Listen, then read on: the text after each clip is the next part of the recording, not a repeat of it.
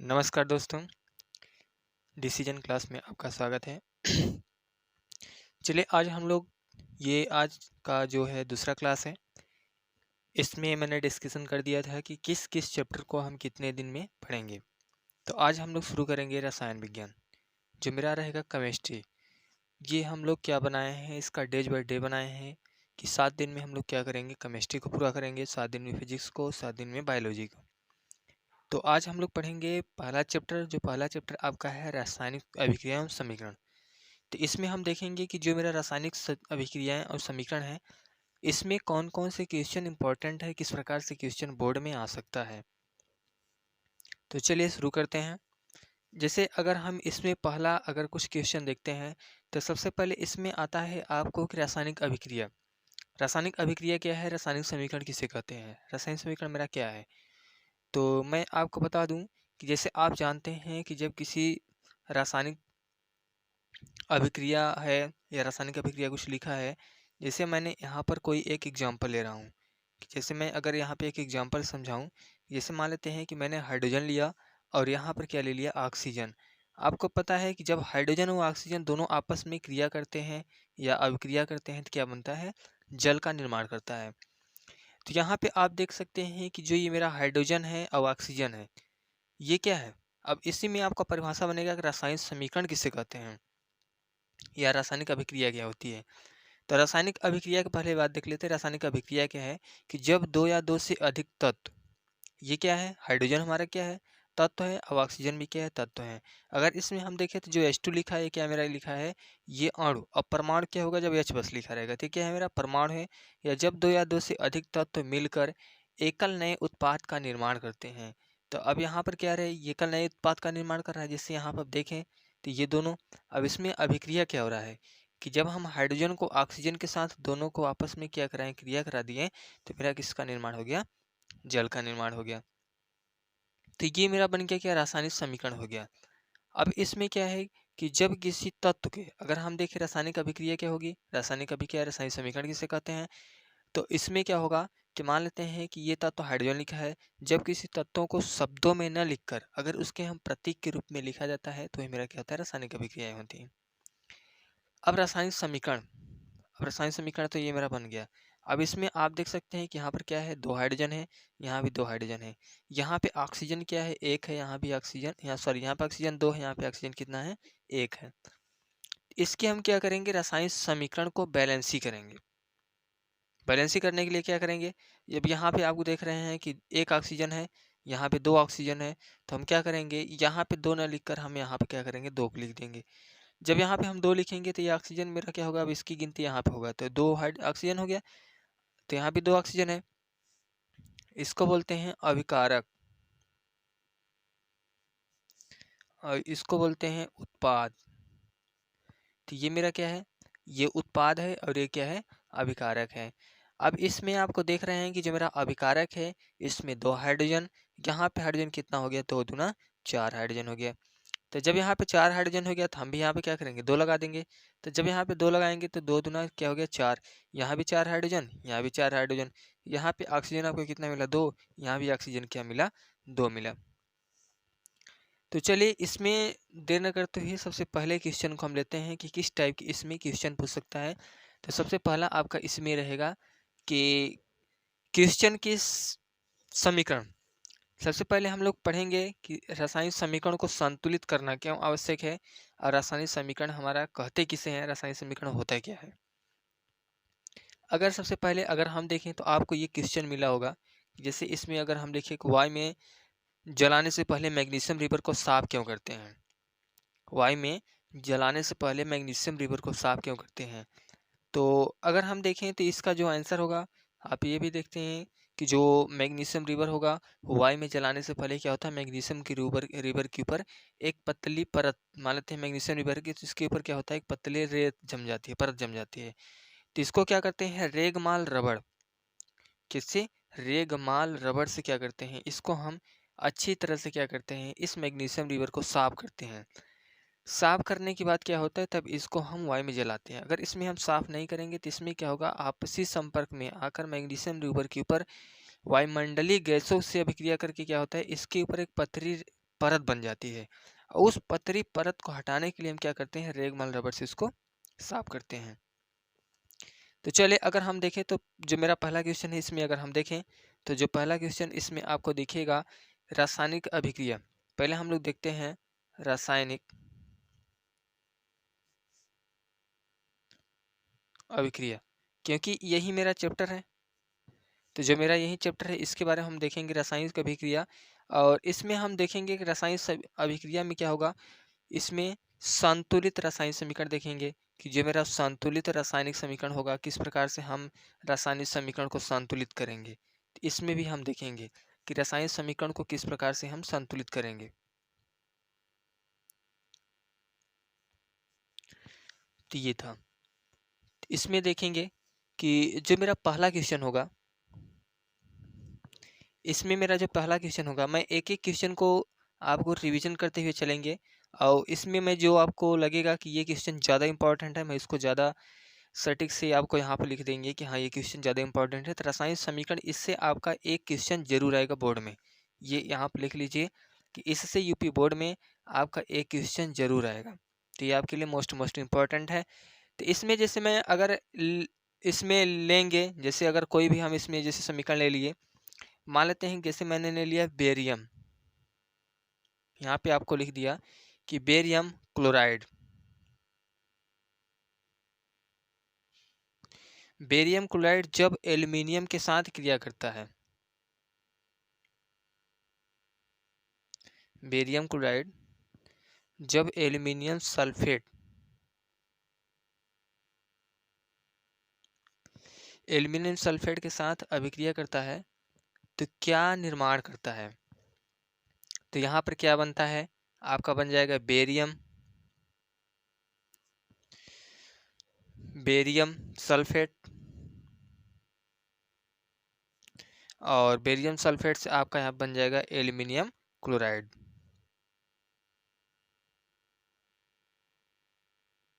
Aluminium chloride ये था। अब इसका हम लोग क्या देखेंगे, इसमें हम लोग इसका समीकरण में, अब ये क्या है, अभी तो ये शब्दों में लिखा है, अब इसको जब हम प्रतीक के रूप में लिखेंगे तो यही मेरा समीकरण बन जाएगा। तो अब देखिए, जिन अभिकारक में तत्वों को शब्दों में न लिखकर प्रतीक के रूप में लिखा जाए वही मेरा क्या होगा, रासायनिक समीकरण। जैसे अब यहाँ पे आप देख रहे हैं बेरियम क्लोराइड है, तो बेरियम क्लोराइड का फार्मूला जो होता है क्या होता है, यहाँ पर हम लिखेंगे BaCl2। बेरियम क्लोराइड का फार्मूला क्या होगा, BaCl2। और एल्यूमिनियम सल्फेट है, तो एल्यूमिनियम सल्फेट का फार्मूला होता है Al2SO4 का होल थ्राइज, Al2SO4 का होल थ्राइज। अब यहाँ पे आपको लगेगा कि होल थ्राइज क्या हो गया, क्योंकि एल्यूमिनियम के ऊपर क्या होता है 3+ होता है, और सल्फर व ऑक्सीजन के पास आप जानते हैं 2- होता है, इसकी वैलेंसी इस प्रकार से होती है। फिर इसके बाद है यहाँ पे बेरियम सल्फेट, यहाँ पे आपका लिखा है बेरियम सल्फेट, तो आप क्या क्या हम करेंगे, बेरियम सल्फेट का फार्मूला हो जाएगा BaSO4 और प्लस आपका जो बनेगा एल्यूमिनियम क्लोराइड, तो एल्यूमिनियम क्लोराइड का जो आपका फार्मूला हो जाएगा AlCl3। अब यहाँ पे AlCl3 हो गया, AlC3 कैसे हो गया, अब अगर मैं यहाँ पे थोड़ा सा दिखा दूँ आपको, तो जैसे अगर हम देखें तो इसमें क्या करेंगे कि जो एल्यूमिनियम को आप जानते हैं कि एल्यूमिनियम के पास 3 पॉजिटिव होता है, क्लोरीन के पास 1 निगेटिव होता है, तो इसकी जो बैलेंसी होती है इसके पास आती है, इसकी बैलेंस इसके पास, इसलिए एल्यूमिनियम 3 हो गया। तो यहाँ पे आप देख सकते हैं कि बेरियम क्लोराइड का BaCl2 हो गया है प्लस एल्यूमिनियम सल्फेट, कि जब बेरियम क्लोराइड एल्यूमिनियम सल्फेट के साथ क्रिया करता है बेरियम सल्फेट और एल्यूमिनियम क्लोराइड का निर्माण करता है। इसको मैं यहाँ पे सीधा सीधा लिख दे रहा हूँ कि बेरियम क्लोराइड BaCl2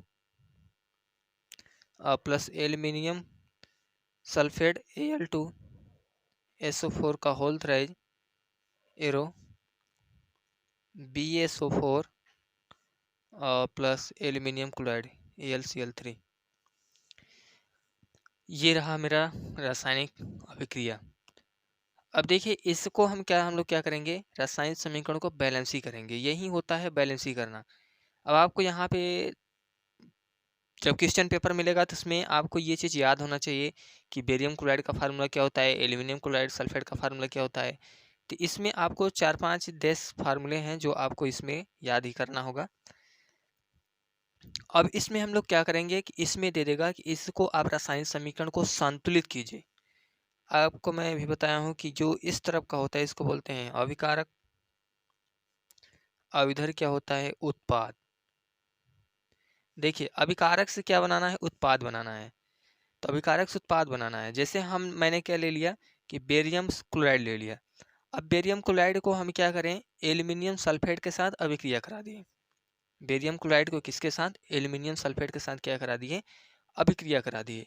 जब इन दोनों को हम आपस में अभिक्रिया कराते हैं तो जैसे इसमें दोनों में आपस अभिक्रिया होगा तो इसमें मुझे उत्पाद में क्या मिलेगा, बनेगा क्या ये, तो बेरियम सल्फेट बनता है प्लस एल्यूमिनियम क्लोराइड बनता है। जैसे सपोज दैट अगर हम माने तो जैसे अगर हम खाना पकाते हैं तो जब हम खाना पकाते हैं तो मान लेते हैं कि अगर हमें चावल बनाना है तो चावल बनाने के लिए हम क्या करते हैं, चावल डालते हैं, उसमें क्या करते हैं, पानी डालते हैं। इसके बाद कुकर को बंद करके, कुकर में बना सकते हैं, अन्य बर्तन में बना सकते हैं, इसको गर्म करेंगे। तो गर्म करने पर क्या होगा, अभी तो मेरा चावल अलग था, पानी भी अलग था, इसी प्रकार समझिए इसको भी। ये चावल है, मान लेते हैं ये पानी है। अब ये दोनों क्या थे, अलग थे। जैसे ही पानी के साथ ये दोनों अभिक्रिया करेंगे, क्योंकि पानी के साथ ही अभिक्रिया करेंगे, तो जैसे ही दोनों पानी के साथ अभिक्रिया करेंगे तो इसमें क्या होगा, दोनों आपस में मिक्स हो जाएगा और इसमें से कुछ भाप निकलती है। वो जो वाष्प की क्रिया होती है, आपको उसमें से खुशबू भी आती है कि हाँ चावल की महक आ रही है। तो मान लेते हैं उसमें से कुछ उत्पाद हो रहा है, पहले तो नहीं हो रहा था लेकिन अब उत्पाद हो रहा है, तो उसमें से कुछ निकल रहा है। अब इसके बाद जैसे ही दो 2 मिनट या 4 मिनट बाद जैसे सीटी इसकी पूरी होगी, जो इसकी जिस समय तक इसकी कैपेसिटी होगी बन जाएगा, तो जैसे ही हम इसको ढक्कन खोलेंगे तो इसमें मेरा चावल बना हुआ मिलेगा। तो चावल बन गया है, ओ चावल से क्या बन गया है, पानी के साथ मिलके भात बन गया है। तो पहले चावल था लेकिन अब क्या बन गया है, भात बन गया है, जिसको अपने शब्दों में बोलते हैं। तो भात क्या है, मेरा उत्पाद है। वो क्या है, मेरा उत्पाद है। अब इसको समीकरण को हम बैलेंस ही करेंगे, अभिकारक और उत्पाद। तो इसमें पूछता है रासायनिक समीकरणों को संतुलित करना क्यों आवश्यक है। तो रासायनिक अभिक्रियाओं में, रासायनिक अभिक्रिया को अभिकारक एवं उत्पाद के दोनों तरफ, क्योंकि इधर अभिकारक इधर उत्पाद है, तो अभिकारक एवं उत्पाद के दोनों अणुओं को, दोनों तरफ के जो अणु होते हैं उनको हम के बराबर करने की अति आवश्यकता होती है। जैसे मान लेते हैं बेरियम, यहाँ पर कितना है बेरियम, 1 है, यहाँ पे बेरियम कितना है, 1 है, तो ये दोनों क्या है, अणु इसके बराबर है। क्लोरीन यहाँ पे आपको कितना दिख रहा है, 2 है। यहाँ पे क्लोरीन कितने हैं, 3 है। तो जब यहाँ पे 2 क्लोरीन है, यहाँ पे 3 क्लोरीन है, तो इसमें हम करेंगे क्या, यहाँ पे, तो यहाँ भी हम क्या करेंगे, 3 का 3 लिख देंगे। यहाँ पे हम कितना लिख देंगे, 3 लिख देंगे। तो अब यहाँ पर क्या हुआ, क्लोरीन कितना हो गया, 3 दूना 6 हो गया। यहाँ क्लोरीन कितना है, 3 है, तो यहाँ पे हम क्या लगा देंगे, 2 लगाएंगे। तो 3 दूना क्या होगा, क्लोरीन भी 6 हो गया, यहाँ भी क्लोरीन 6 हो गया। अब यहाँ पे आपको एल्यूमिनियम कितना मिला, एल्यूमिनियम यहाँ पे 2 है, यहाँ भी एल्यूमिनियम 2 हो गया, तो ये भी दोनों बैलेंस ही बराबर हो गए। अब यहाँ पे अगर देखें तो बेरिलियम यहाँ पे कितना हो गया, 3 है, बेरिलियम मेरा कितना है, 3 है। तो जब इधर बेरिलियम 3 है तो हम यहाँ भी क्या लगा देंगे, 3 लगा देंगे, तो भी बेरिलियम की बैलेंस ही बराबर हो जाएगी।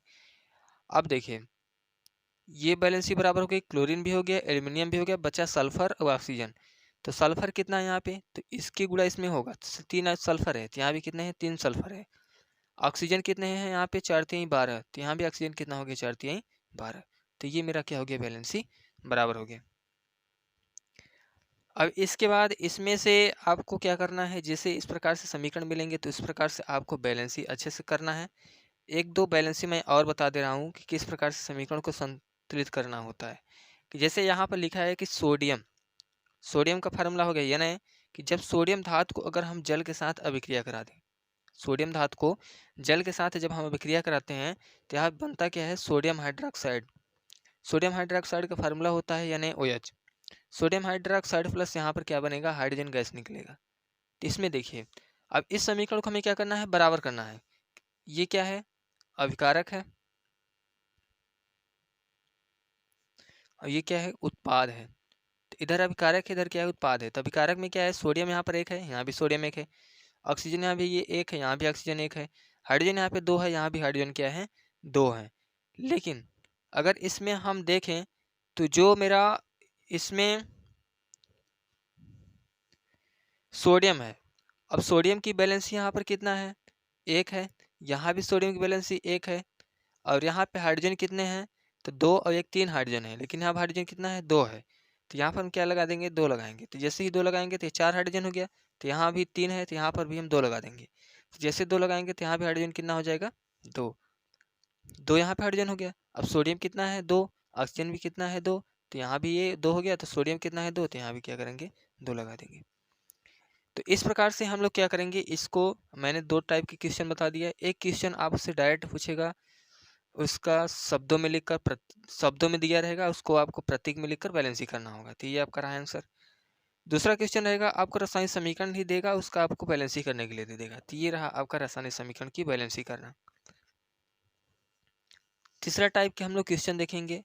तो ये सेकेंड टाइप का था, वो फर्स्ट टाइप का था। अब हम लोग देखेंगे थर्ड टाइप। इसमें थर्ड टाइप की क्वेश्चन किस प्रकार से बन सकता है कि जैसे मान लेते हैं कि मैंने इसमें एक क्वेश्चन लिखा। तो देखिए तीसरा टाइप का जो क्वेश्चन आपको मिलेगा इस प्रकार से। तो यहाँ पे आप ये इंपॉर्टेंट क्वेश्चन समझिएगा। इसी प्रकार से सेम क्वेश्चन आपके बोर्ड में छपेगा। मैंने थर्ड टाइप का क्वेश्चन बता रहा हूँ इसी में का। अभी मेरा पहला ही चैप्टर चल रहा है। तो इसमें देखिए जो पहला क्वेश्चन दिया है थर्ड टाइप में कि जल में बेरियम क्लोराइड तथा सोडियम सल्फेट के विलयन अभिक्रिया करके सोडियम क्लोराइड का विलयन तथा अघुलनशील बेरियम सल्फेट का अवक्षेप बनाता है। तो जो तीसरा टाइप का क्वेश्चन रहेगा आपको इसमें इस प्रकार से लिखा रहेगा। अब इसमें दे देगा कि इसका रासायनिक समीकरण को लिखिए और तथा रासायनिक समीकरण को बैलेंस ही करिए। मतलब दोनों के तरफ उत्पाद और अभिकारक के दोनों को क्या करना है, बैलेंस ही करना है।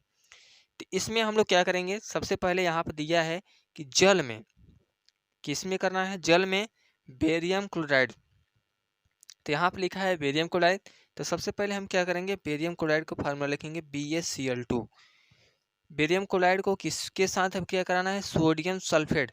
अब देखिए जल में है तो एक ऐसा विलयन होगा, जलीय विलयन होगा। तो सोडियम सल्फेट के विलयन में, तो सोडियम सल्फेट का फार्मूला क्या हो जाएगा, Na2SO4। सोडियम सल्फेट हो गया।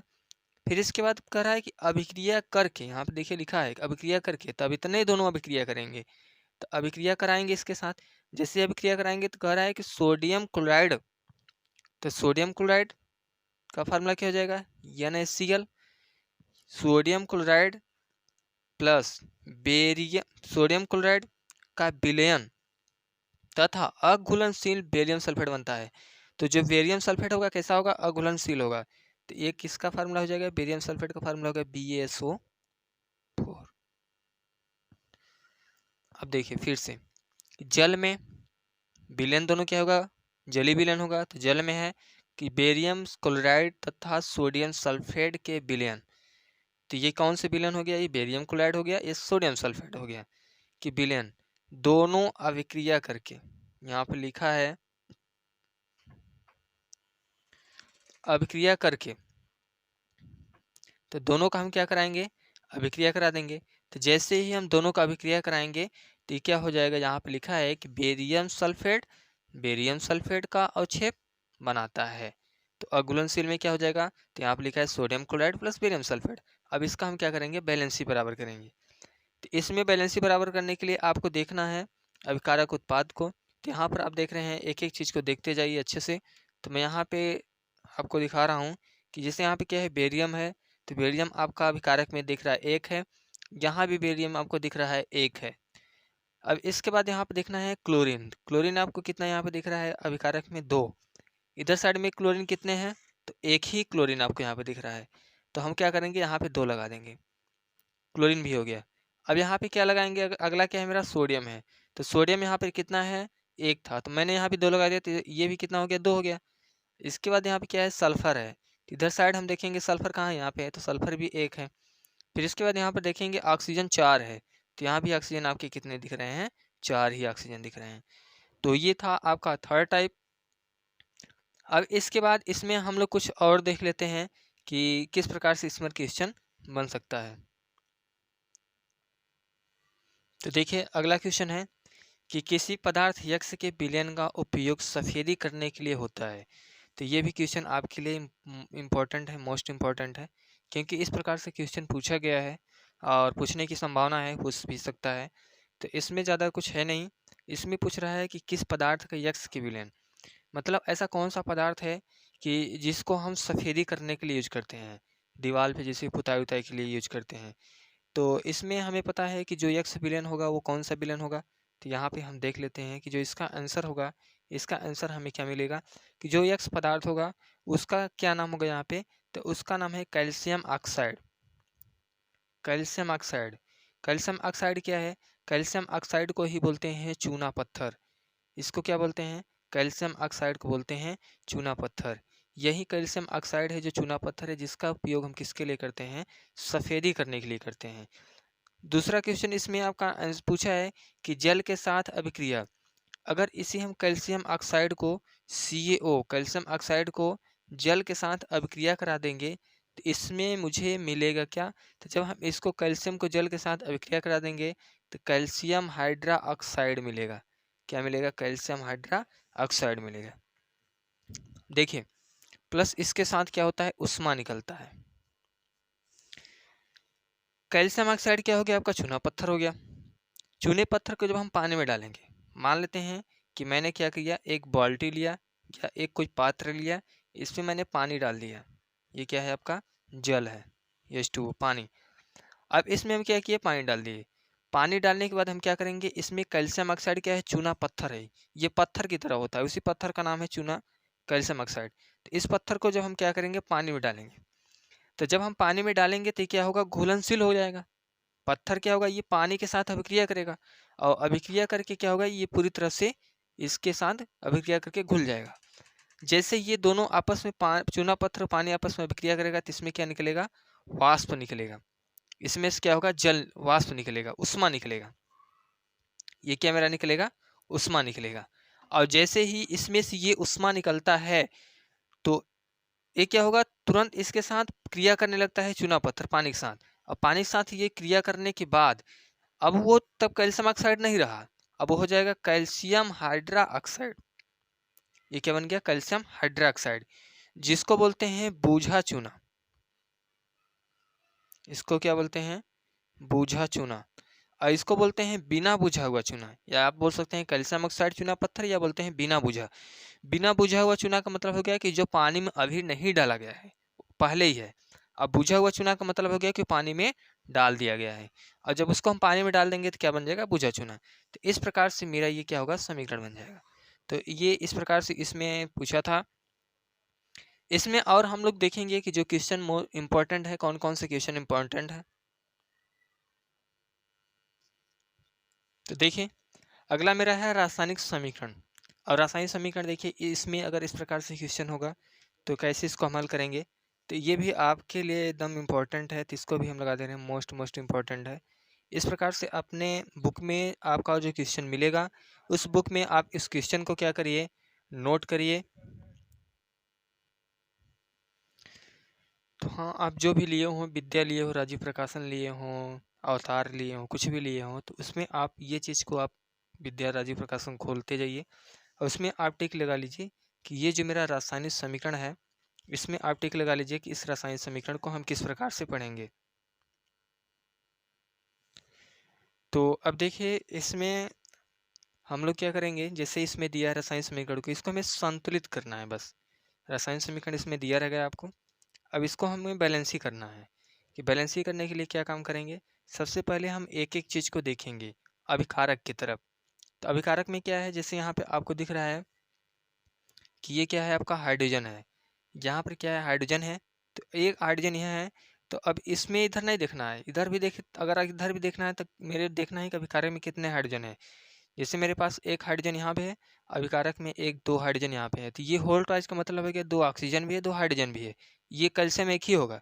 ये होल टॉइज का मतलब जो इसमें लिखा है, तो इसका मतलब है कि दो हाइड्रोजन है, दो ऑक्सीजन है। अब इसमें मेरे कितने हाइड्रोजन हो गए, दो हाइड्रोजन इधर, एक हाइड्रोजन है, तीन हाइड्रोजन है। अब इधर हम देखेंगे तो यहाँ पर कितने हाइड्रोजन है, सिर्फ दो ही है।